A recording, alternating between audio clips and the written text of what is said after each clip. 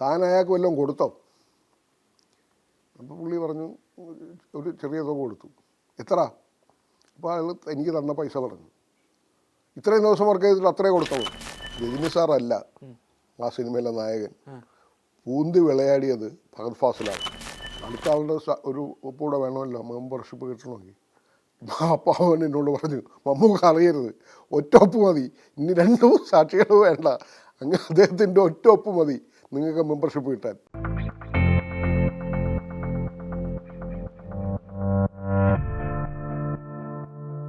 മഹേഷിൻ്റെ പ്രതികാരമായാലും ചതുരമായാലും അപ്പനായാലും ഒരുപാട് നല്ല വേഷം. ശരിക്കും പറയാം എടുത്തു പറയാത്ത പിന്നെ അനുഭവമുള്ള പടം ഏതായിരിക്കും? ചെന്നപ്പോഴത്തേക്ക് വരാനിരിക്കുന്നേ ഉള്ളൂ. ആണല്ലേ? വന്നിട്ടില്ല ഇതുവരെ. ചെയ്ത് കഴിഞ്ഞതിലേക്ക് നല്ല ഒരു വേഷമായിരിക്കും. എനിക്ക് എല്ലാ വേഷവും ഞാൻ ആസ്വദിച്ച് തന്നെയാണ് ചെയ്യുന്നത്. ഒന്നിനെ വെറുത്തിട്ട് നമുക്ക് ചെയ്യാൻ പറ്റില്ല, ആ കഥാപാത്രത്തിലേക്ക് കയറാൻ പറ്റില്ല. അങ്ങനെ ഇഷ്ടപ്പെട്ട് തന്നെയാണ് വെറുക്കപ്പെട്ട കഥാപാത്രങ്ങൾ പോലും ചെയ്യുന്നു. ഒരു കോമ്പിനേഷൻ ചില മോഹൻലാലിന് ജഗതി ഉണ്ടെങ്കിൽ നല്ലതായിരിക്കും. അല്ല, ഓരോ കോമ്പിനേഷൻ കാണും. ചേട്ടൻ ഇപ്പോൾ തീർച്ചയായിട്ടും ആരായിരിക്കും നല്ലത്? അത് ആക്ടേഴ്സ് കൊടുക്കൽ വാങ്ങലാണ്.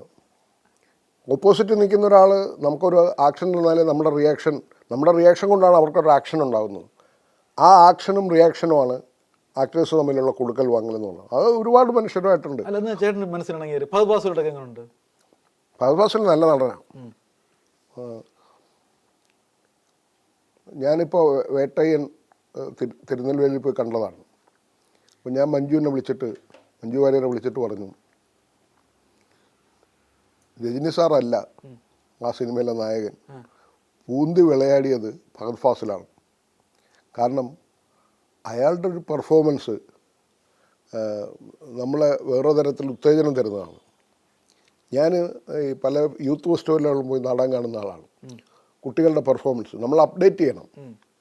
നമ്മളെന്നും വയസ്സനായിട്ടിരുന്നാൽ നമ്മളെന്നും തോളി കഴിഞ്ഞുകൊണ്ടിരിക്കുകയുള്ളൂ. നമുക്ക് പൈലറ്റ് ആവാൻ പറ്റില്ല. പൈലറ്റ് ആവണം, അതിന് നമ്മൾ അത് പഠിക്കണം. ആ അഭ്യാസം പഠിച്ചില്ലെങ്കിൽ നടക്കില്ല.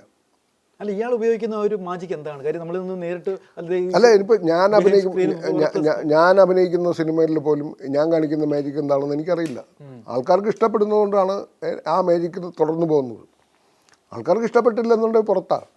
ഒരാൾ തന്നെ സിനിമയിൽ നിർബന്ധമായി വേണമെന്ന് ഒരു കാര്യവുമില്ല, ആവശ്യമേ ഇല്ല. പക്ഷേ നിങ്ങൾ എവിടെയെങ്കിലും ആരെങ്കിലും രസിപ്പിക്കാൻ പറ്റുമെന്നുണ്ടെങ്കിൽ അത് ദൈവാനുഗ്രഹം എന്ന് മാത്രമേ എനിക്ക് പറയാനുള്ളൂ. മനസ്സിലായിട്ട് നല്ല നടനാണ് എങ്കിൽ തന്നെ സാറിന് അത്ഭുതപ്പെടുന്ന നടൻ ഫഹദ് ഫാസിലാണ് എന്ന് പറയാൻ പറ്റും അല്ലേ? ഒരുപാട് പേരുണ്ട്. അത് പണ്ട് പൗത്ര സാറ് പറഞ്ഞ ഒരു കമൻ്റുണ്ട്, നമുക്ക് സമ്പന്നമായ ഒരു അഭിനയ മേഖല ഉണ്ട് സിനിമയിൽ. അത് മമ്മൂക്കയായാലും ലാലേട്ടനായാലും 2 സൂപ്പർ സ്റ്റാറുകൾ എന്ന് നിങ്ങൾ വിശേഷിപ്പിച്ചാലും ഞാൻ അവരെ 2 നടന്മാരായിട്ടേ കാണുന്നുള്ളൂ. ഒരാൾ ഓരോ പടി കയറുമ്പോഴും സസൂക്ഷ്മം പഠിച്ച് ചുവട് അറിഞ്ഞ് കയറും, മറ്റൊരാൾ ഓടി കയറി അങ്ങ് പോകും. അതാണ് അവർ തമ്മിലുള്ള വ്യത്യാസം. അതാണ് ലാലേട്ടനും മമ്മൂക്കയും. സാർ ഈ മമ്മൂക്കയും ലാലേട്ടനെ പറ്റി പറഞ്ഞുകൊണ്ട് ഞാൻ ചോദിക്കുവാണ്, ഈ ഒരു പ്രസ്താവന ഈ സമയത്ത് ഒരു നല്ലൊരു പ്രസ്താവനയാണ് എനിക്ക് തോന്നിയത്. മമ്മൂട്ടിക്ക് ബുദ്ധിയുണ്ട്, മോഹൻലാലിന് സിദ്ധിയുണ്ട്. ആ ഒരു പ്രസ്താവനയോട് സാർ എത്രത്തോളം യോജിക്കുന്നുണ്ട്? 2 പേർക്കും ഉണ്ടെങ്കിൽ കൊള്ളാം. അവർ കൈയിരിക്കട്ടല്ലേ? അതിപ്പോൾ ഞാൻ സർട്ടിഫിക്കറ്റ് കൊടുക്കേണ്ട കാര്യമില്ലല്ലോ. ഞാൻ ഹെഡ് മാസ്റ്റർ. മമ്മൂട്ടി നല്ല ബുദ്ധിമാനാണോ? എനിക്കറിയില്ല. സാർ ഇങ്ങനെയുള്ള അടുത്ത് ഇടപെടാനുള്ള സമയം കിട്ടിയിട്ടില്ലേ മമ്മൂക്കയോടൊന്നും? ഉണ്ട്, എന്നെ നല്ലോണം ഉപദേശിക്കുന്നുണ്ട് ഇടയ്ക്കൊക്കെ കാണുമ്പോൾ. സാർ എന്ത് ഉപദേശിക്കുന്നു? കേൾക്കോട് ആഗ്രഹം ചോദിക്കും, എന്ത് ഉപദേശിക്കുന്നത് കാണുമ്പോൾ? കുടുംബം നോക്കണം, വെറുതെ ഈ പൈസ കിട്ടുന്ന കാശൊന്നും വേസ്റ്റ് ആക്കരുത്. അദ്ദേഹം ഒരു കെയറിങ് ആയിട്ടുള്ള ഒരു മനുഷ്യനായിട്ടാണ് തോന്നിയിട്ടുള്ളത്. ലാലേട്ടൻ ഒരു സുഹൃത്തായിട്ടാണ് തോന്നിയിട്ടുള്ളത്. കെട്ടിപ്പിടിച്ച് ചെവിയിൽ വന്ന് രഹസ്യം പറഞ്ഞു പോകുന്ന, കൂട്ടാസുഖം തന്നെയല്ലേ എന്ന് ചോദിക്കുന്ന ഒരു സുഹൃത്തായിട്ട് തോന്നിയിട്ടുണ്ട്. നമുക്ക് ഒരു രക്ഷകൻ, ഒരു കെയറിങ് ഉണ്ട്. അങ്ങനെ പുള്ളിക്ക് തോന്നുള്ളൂ. സാർ അങ്ങനെ പൈസ മിസ്യൂസ് ചെയ്യുന്ന കാര്യം പുള്ളിക്ക് ആരോ പറഞ്ഞു കൊടുത്തതിൻ്റെ പുറത്താണ് എന്നോട് ആദ്യമായിട്ട് എന്നെ കാരവാനിൽ വിളിച്ച് കയറ്റുന്നത്.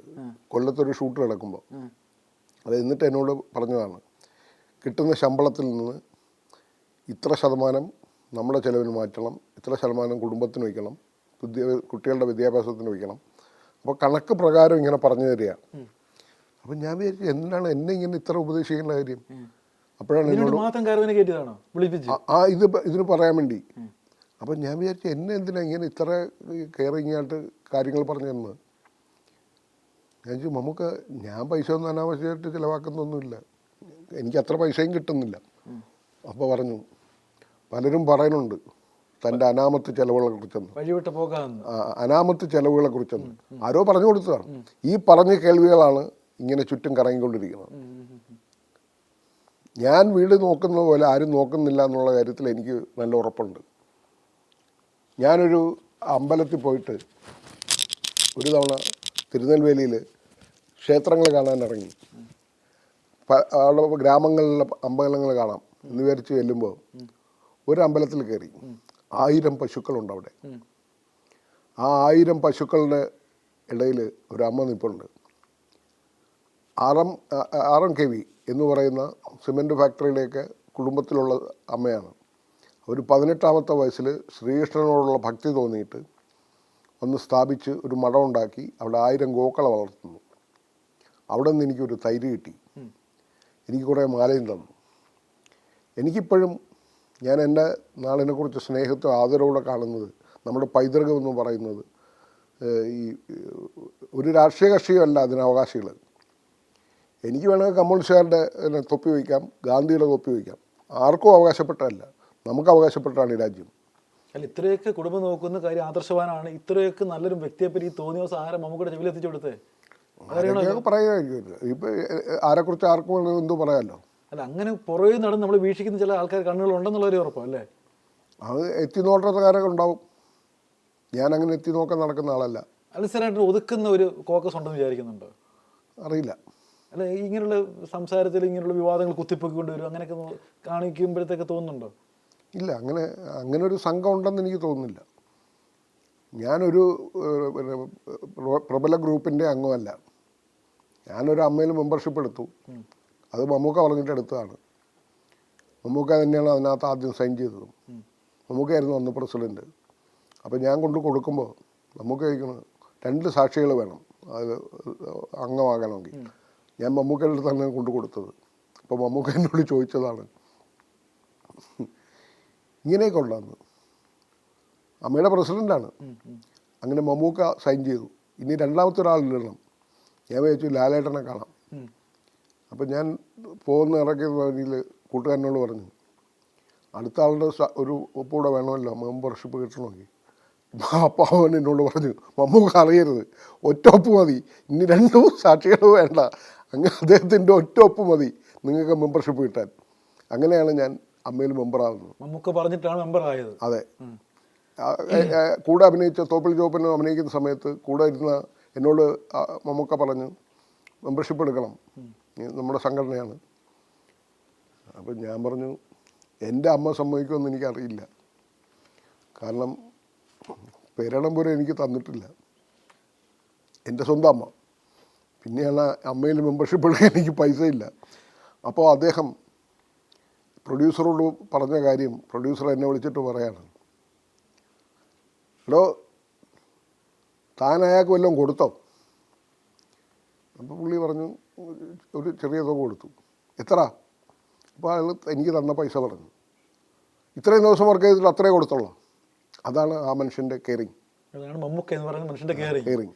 കാണുമ്പോൾ പരിക്കരാണ്, പൊട്ടിത്തെറിക്കുന്നെങ്കിലും ഉള്ളിൻ്റെ അത് വൈൻ ഗ്ലാസ്സാണ്. ഞാൻ എപ്പോഴും പറയാറുണ്ട്, വൈൻ ഗ്ലാസ്സാണ്. സൂക്ഷിച്ച് കൈകാര്യം ചെയ്തില്ലെങ്കിൽ പൊട്ടിപ്പോവും. മര്യാദയ്ക്ക് ഇടപെട്ടാൽ മര്യാദയ്ക്ക് ഇടപെടും. പിന്നെ തോളിൽ കയറി ഇരുന്ന് കഴിഞ്ഞാൽ അപ്പം പൊട്ടിത്തെറിക്കും. അതാണ്, അത് എല്ലാ മനുഷ്യർക്കും ഉള്ളതാണ്.